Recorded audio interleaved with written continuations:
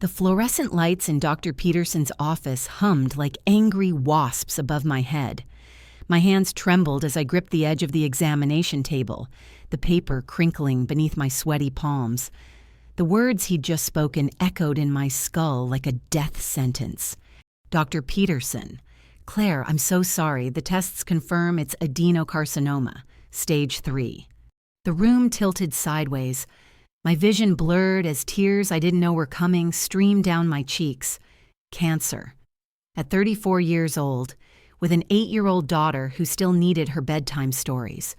I fumbled for my phone with shaking fingers. Ryan's contact already pulled up.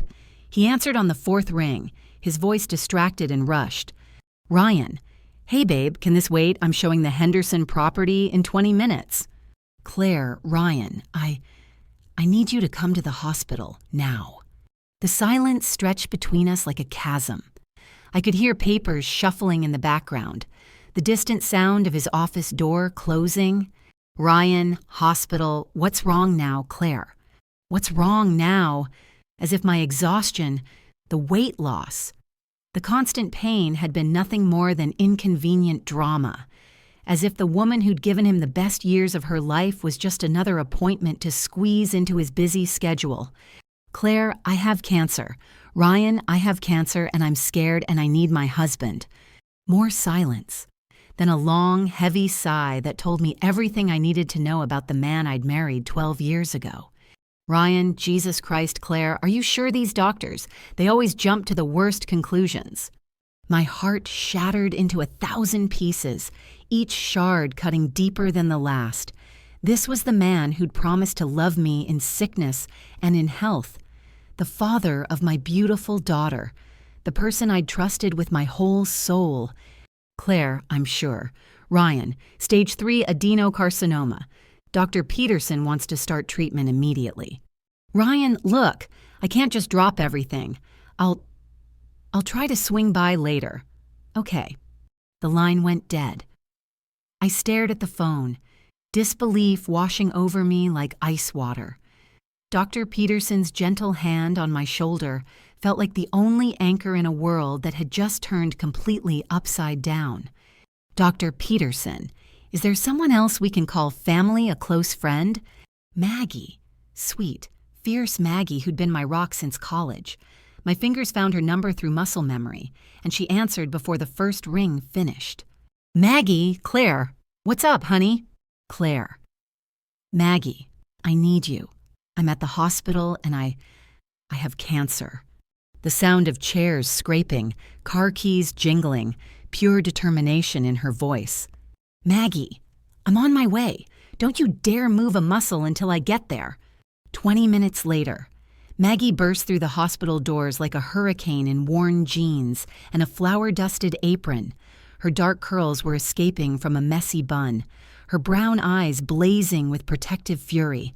She wrapped me in her arms so tight I could barely breathe. And for the first time since hearing those awful words, I felt safe. Maggie. Oh, honey, oh, my sweet girl, we're gonna fight this thing together. You hear me? I buried my face in her shoulder, breathing in the familiar scent of vanilla and coffee from her diner. This was what love looked like. This was what showing up meant.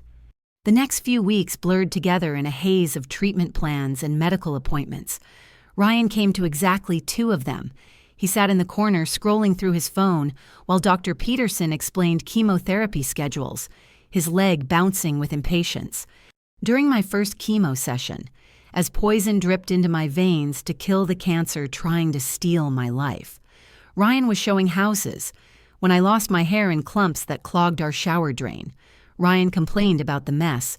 When I couldn't keep food down for 3 days straight, Ryan ordered pizza and ate it in front of me while I dry heaved into a basin. Lily, my precious 8-year-old angel, became my constant companion. She'd curl up next to me during my worst days, reading me stories in her sweet little voice. She drew me pictures of flowers and rainbows, taping them to my bedroom walls like medicine for the soul.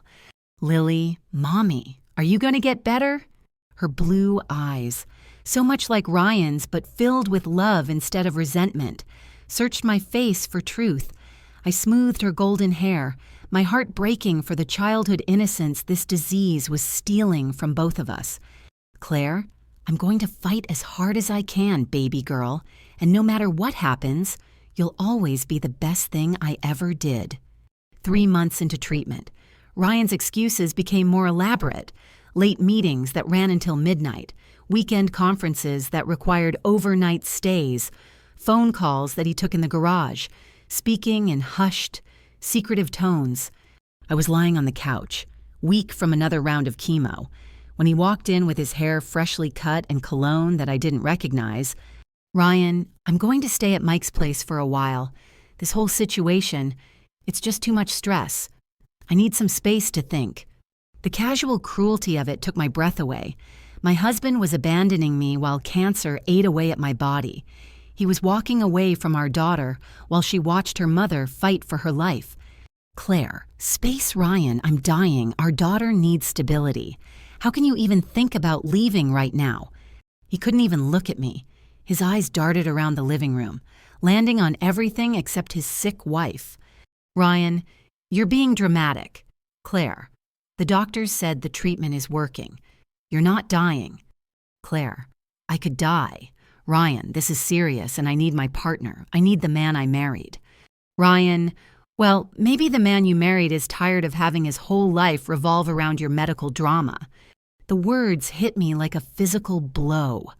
I watched him pack a suitcase with movements sharp and angry, as if my illness was something I'd done to spite him, as if choosing cancer had been my way of ruining his perfectly planned life. That night, Maggie found me sobbing on the kitchen floor, Lily asleep in my arms.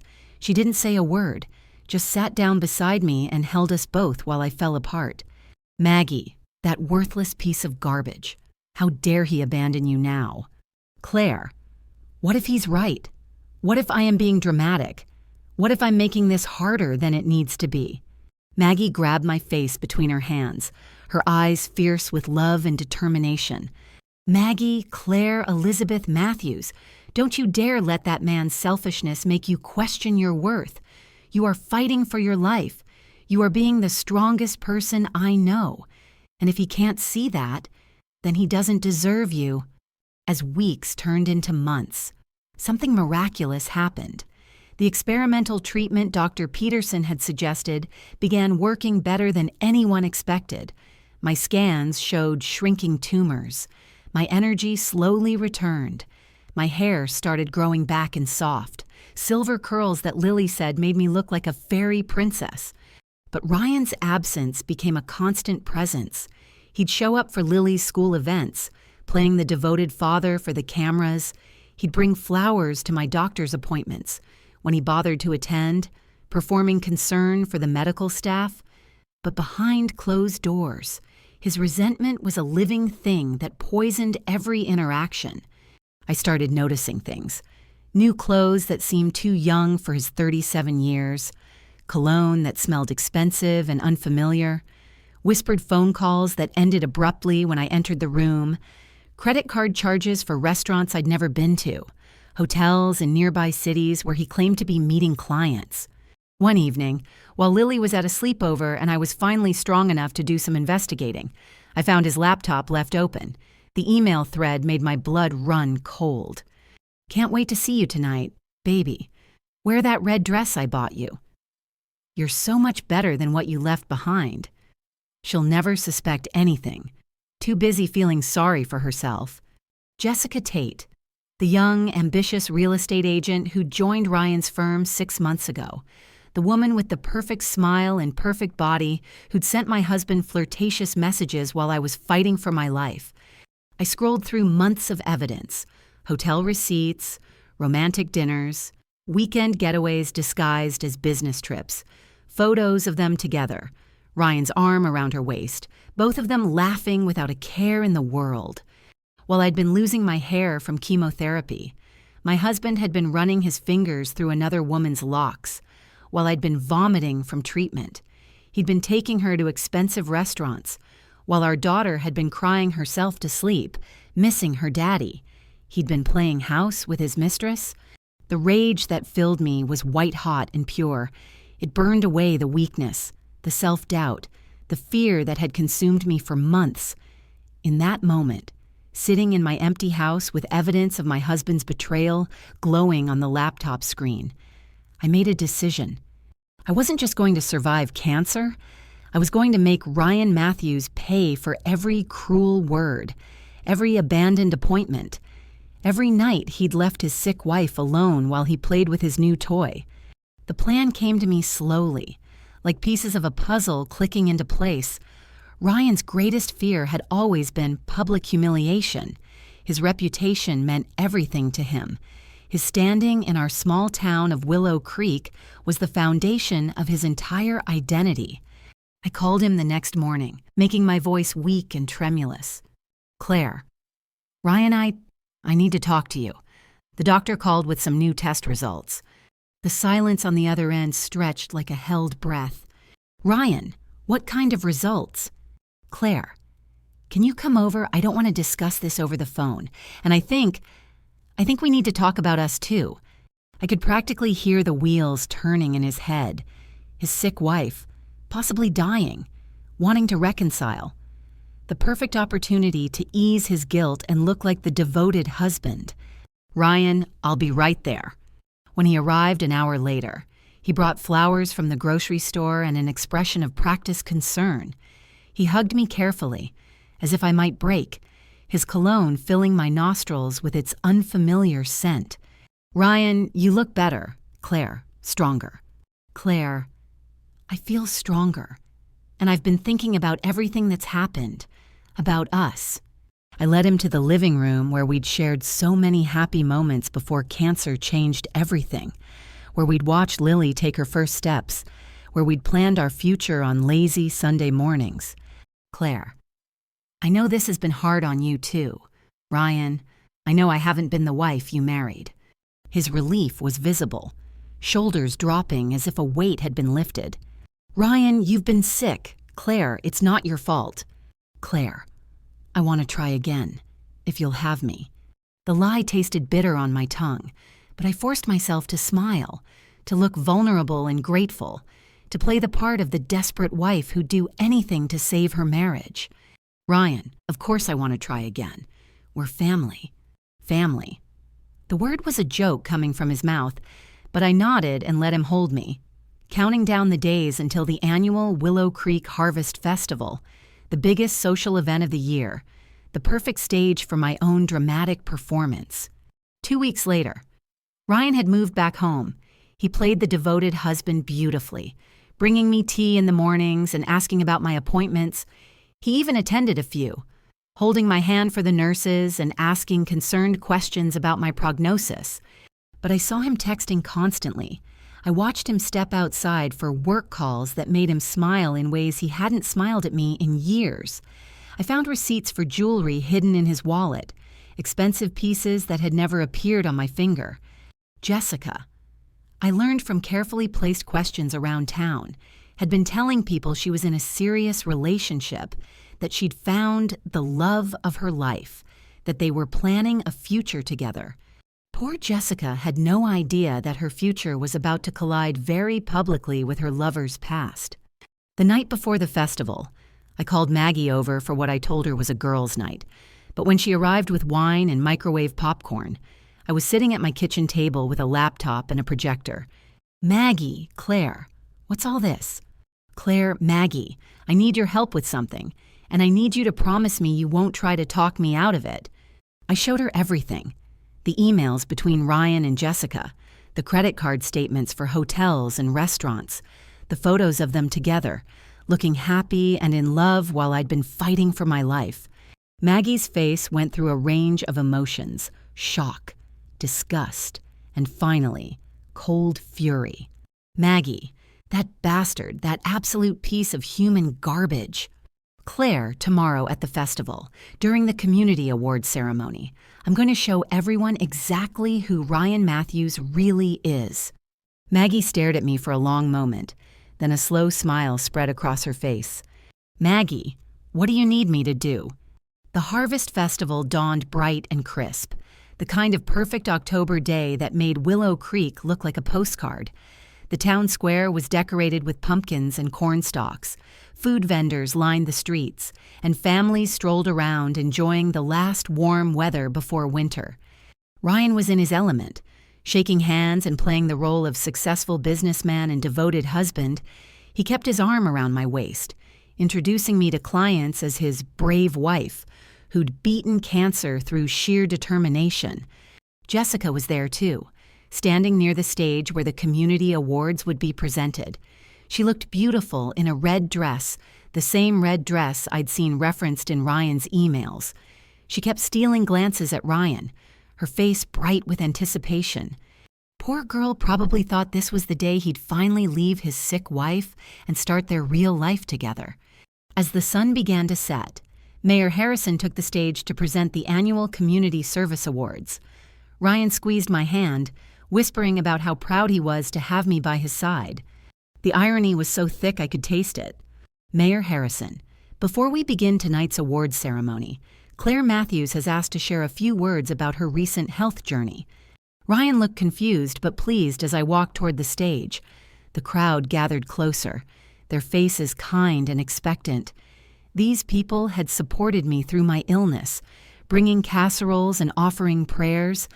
They deserved to know the truth about the man they'd welcomed into their community. I took the microphone, my hands steady for the first time in months. Claire, thank you all for coming tonight. This past year has been the hardest of my life, but it's also taught me some valuable lessons about love, loyalty, and the true character of the people around us. The crowd murmured agreement, some people nodding encouragingly. Ryan stood near the stage, his smile frozen in place. Claire, when I was diagnosed with cancer, I learned who my real friends were. I learned who would stand by me in my darkest hour and who would run when things got difficult. I caught Maggie's eye in the crowd. She gave me a subtle thumbs up from her position near the projection equipment we'd hidden behind the community center. Claire, I want to share with you tonight the truth about marriage, fidelity, and what happens when a man abandons his sick wife for a younger woman. The crowd shifted uneasily. Ryan's face went pale as he realized where this was heading. Claire, ladies and gentlemen, I present to you the real Ryan Matthews. Maggie hit the switch, and the large screen behind me filled with images. Ryan and Jessica kissing outside a hotel, email threads discussing their secret meetings, credit card statements showing expensive gifts purchased while I was in chemotherapy, text messages where Ryan called me dead weight and Jessica called me the obstacle. The crowd gasped collectively. I watched Ryan's face cycle through emotions: confusion, horror, rage, and finally, desperate panic. Jessica tried to disappear into the crowd, but the red dress made her impossible to miss. People turned to stare at her, then at Ryan, then back at the damning evidence projected for everyone to see. Claire. While I was fighting for my life, my husband was planning his new one. While our daughter cried herself to sleep missing her daddy, he was buying jewelry for his mistress. While I lay weak and sick from treatment, he was telling this woman that I was just an inconvenience to be dealt with. Ryan rushed toward the stage, his face flushed with embarrassment and anger. Ryan, Claire, stop this. This is private business. Claire, private. Was it private when you took our joint savings to pay for her apartment? Was it private when you used our daughter's college fund to buy her a car? Was it private when you told everyone at the country club that I was being over-dramatic about my cancer? The crowd's murmur turned into an angry buzz. These people knew me as the kind nurse who'd cared for their children, their elderly parents. They knew Lily as the sweet little girl who volunteered at the animal shelter. And now they knew Ryan as the man who'd abandoned his family when they needed him most. Mrs. Henderson, Ryan's biggest client, stepped forward with disgust written across her weathered face. Mrs. Henderson, Ryan Matthews, you should be ashamed of yourself. That woman fought for her life while you gallivanted around with some floozy... The crowd erupted in agreement, voices calling Ryan despicable, disgusting, a disgrace to the community. Jessica had managed to push through the crowd and was running toward the parking lot, her red dress billowing behind her like a flag of surrender. Ryan grabbed my arm as I stepped down from the stage, his grip tight and desperate. "Ryan, you've ruined everything. My business, my reputation, my life." "Claire, no. Ryan, you ruined everything. I just made sure everyone knew about it." I pulled my arm free and walked toward Maggie, who was grinning like the cat who'd caught the canary. Behind me, I could hear Ryan trying to explain himself to people who were no longer interested in listening. The next few months moved quickly. Ryan's real estate business collapsed as clients dropped him one by one. The story of his betrayal spread through town like wildfire, and his reputation never recovered. Jessica left Willow Creek entirely, presumably to find some other married man to manipulate. I heard through the grapevine that she'd told people Ryan had lied to her about being separated, but the evidence said otherwise. The divorce was swift and decisive. Ryan's financial infidelity, combined with abandonment during my illness, made the judge's ruling a foregone conclusion. I got the house, full custody of Lily, and a substantial settlement that reflected not just our shared assets, but punitive damages for his betrayal. 6 months after the festival, I stood in the empty storefront that would soon become the Willow Creek Community Health Clinic. Maggie stood beside me, holding a steaming cup of coffee from her diner. "Maggie, you sure about this? It's a big step." "Claire, I'm sure. This town supported me when I needed it most. It's time I gave back." The clinic opened that fall, offering affordable health care to families who couldn't afford expensive specialists. I hired 2 other nurses, both women who understood what it meant to fight for survival. Lily thrived without the tension of her parents' failing marriage. She helped at the clinic after school, reading to elderly patients and playing with the children in the waiting room. Her father visited every other weekend, a broken man trying to rebuild a life that would never again include the respect of his community. On quiet evenings, when the clinic was closed and Lily was asleep, I sometimes thought about the woman I'd been before cancer, the woman who'd believed that love meant sacrifice without question, who'd thought that being a good wife meant accepting whatever treatment her husband dished out. That woman was gone, burned away by chemotherapy and betrayal. In her place stood someone stronger, someone who knew her worth, someone who wouldn't settle for crumbs when she deserved the whole feast. The cancer had tried to kill me, but instead it had saved me. It had shown me who I really was underneath all the people-pleasing and self-doubt. It had revealed the truth about the people around me, separating the gold from the dross. Most importantly, it had taught me that survival isn't just about beating disease. Sometimes it's about beating the people who try to keep you down when you're already fighting for your life. Some nights, when I'm closing up the clinic and I see families leaving with the medicine they need, or elderly patients smiling because someone finally listened to their concerns, I feel a deep satisfaction that has nothing to do with revenge.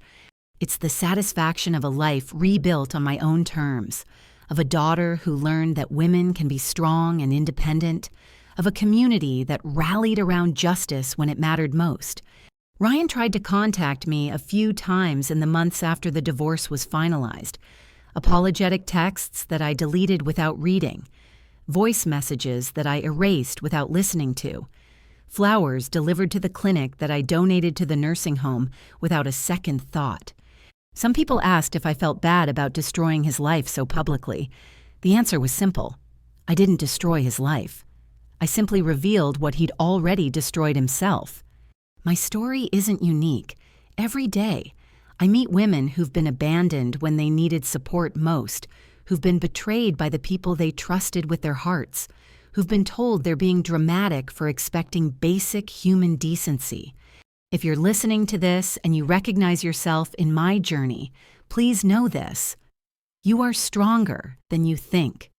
You deserve better than scraps of love from people who can't appreciate your worth. And sometimes, the best revenge isn't revenge at all. It's building a life so beautiful that their absence becomes a blessing instead of a curse. Your story matters. Your pain is valid. Your strength is real. Don't let anyone convince you that asking for loyalty is asking for too much. Don't let anyone tell you that standing up for yourself makes you the villain. And never, ever let anyone make you believe that you should be grateful for the bare minimum of human decency. If my story resonated with you, if you've walked a similar path, or if you know someone who needs to hear these words, please share this with them. Subscribe for more stories of survival, strength, and the beautiful life that's possible on the other side of betrayal. Because every woman deserves to know she's not alone in her fight, and every person who thinks they can abandon someone in their darkest hour should know that the darkness doesn't last forever, but the consequences of their choices just might